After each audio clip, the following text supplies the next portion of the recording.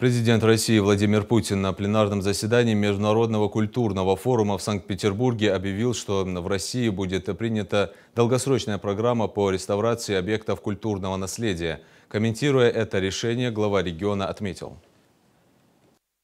в горах Джайрахского района, где раньше жили наши предки, сохранилось около 3000 уникальных памятников культуры и архитектуры. Это родовые башни, склепы, храм Тхабаерды и другие культовые сооружения. Последние 4 года там ведутся широкомасштабные работы по их реставрации. В Ингушетии работу по восстановлению родовых поселений взял на себя благотворительный фонд «Сафмар», основателем которого является российский предприниматель Микаил Гуцериев. Башенные комплексы Бишт, Ни, Морч, Харп, Пуй, Эбан, Кели восстановлены в первозданном виде и сейчас дают полное представление о быте и жизни наших предков в средние века. За счет средств федерального бюджета будет реставрироваться средневековый комплекс оборонно-сторожевых башен в Вовнушке. Он относится к 17-18 векам и в 2008 году стал финалистом конкурса «7 чудес России». Кроме того, будет отреставрирован один из самых древних христианских храмов в России Тхабаерды, который входит в перечень объектов культурного наследия федерального значения. На его реставрацию Минкульт России выделил около 50 миллионов рублей, и сейчас там ведутся исследовательские работы. Хочу отметить, что в России к культурному наследию и историческому прошлому всегда относились с трепетом и уважением. Сегодня эту работу в очередной раз показал Владимир Владимирович Путин. В планах принятия долгосрочной программы реставрации памятников культуры. Для нас это дополнительная мотивация продолжать работу по восстановлению наших башенных комплексов и других исторических памятников, сохранить историческое наследие для будущих потомков.